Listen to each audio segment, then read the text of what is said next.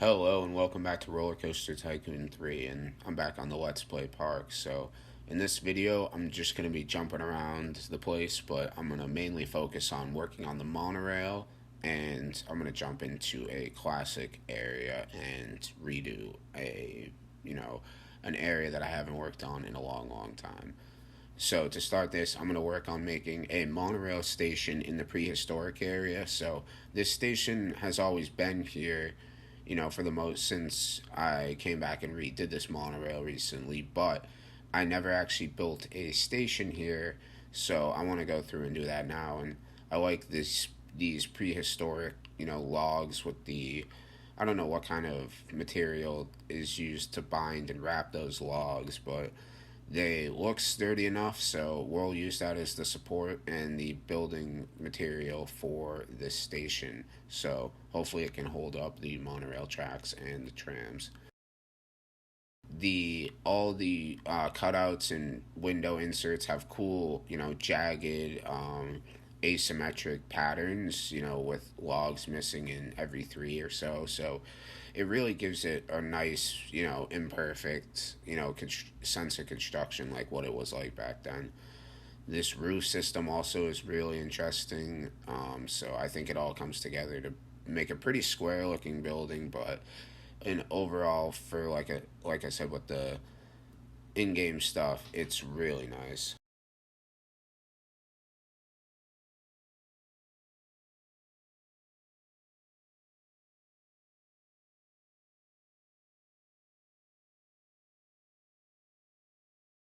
Right now, I'm just doing some work over by this roller coaster, and making sure everything is working with all of them, and also making sure that the tram line is all working nice, and making sure that everything is good. So, the next part of the tram line that I'm going to work on is over in this desert area, and that's because this tram turnaround in that area is just very irregular. But right now, I'm just going to be adding a path down from this tram station that goes over the pathway actually. So there's going to be a nice area to get down and get off of the tram right there. So if you want to come down to the mini golf or the circus, you can get off of this tram right here. Or if you want to come down to this food area with the lemonade stand and the cheeseburger place.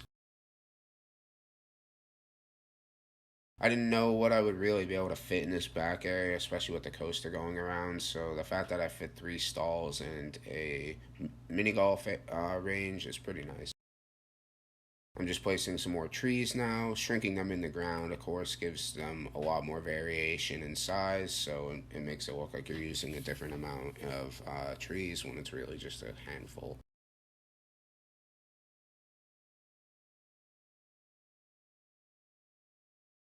So right now, I'm going to be jumping into an area I haven't worked on in a long time. So this monorail area was the first part of the city that I made, first part of this park that I made, and I just don't think it looks right.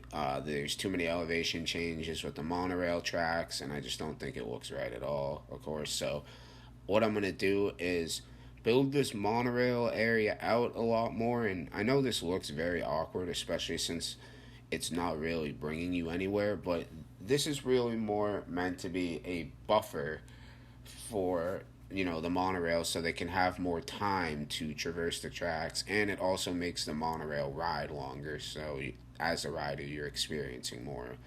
This is not, of course, helpful when you're trying to use this as a mode of transportation per se, but if you don't want to walk and you do want to get a nice extended view of the western area and the Egyptian area, then it's definitely a nice ride, especially riding above the midway and getting to get a nice look of everything in your shaded cart.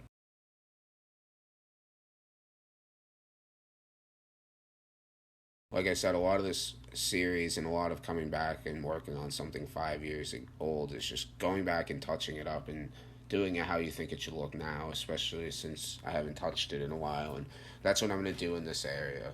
In this western area, I haven't touched, a thing in at least 5 years. So what I want to do now is use some of these cool props that they give you in the game, because it makes a really nice stage area. And even though it's only a facade, and it's clearly a facade, it looks like an area where, these events would go on, where the amusement park would put on shows for kids to watch, Wild West theme shows. So stuff like that would go on in this area, because there's a set of a Wild West town, and you can see a shootout here going on, and this guy has a lasso and he's sitting on his steed or whatever. So there's a lot of props and a lot of Wild West stuff, and I want to use it because it can really liven up this area. And you know the park goers might actually walk through this area, and it doesn't just look like a desolate Wild West area anymore. So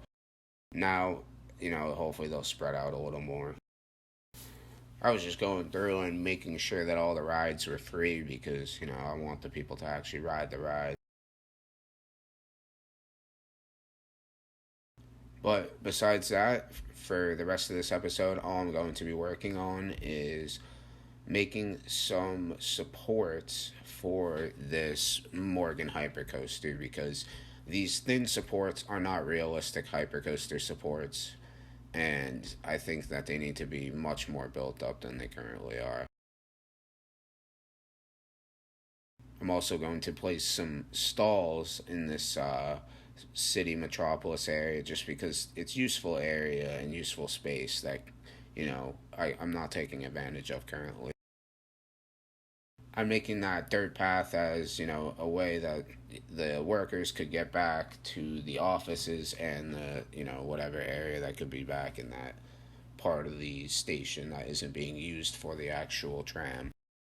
So right now, like I said, I'm just going to finish with placing some of these girders as supports for this roller coaster, because this is a much meatier and much safer, much structurally sound. Looks much nicer too. It looks a lot realistic. These coasters that were built by Morgan and Arrow, and most hypercoasters in general, have pretty big structures in terms of its supports. So I wanted to, place that here. But besides that, thanks for watching, and I'll see you in the next one.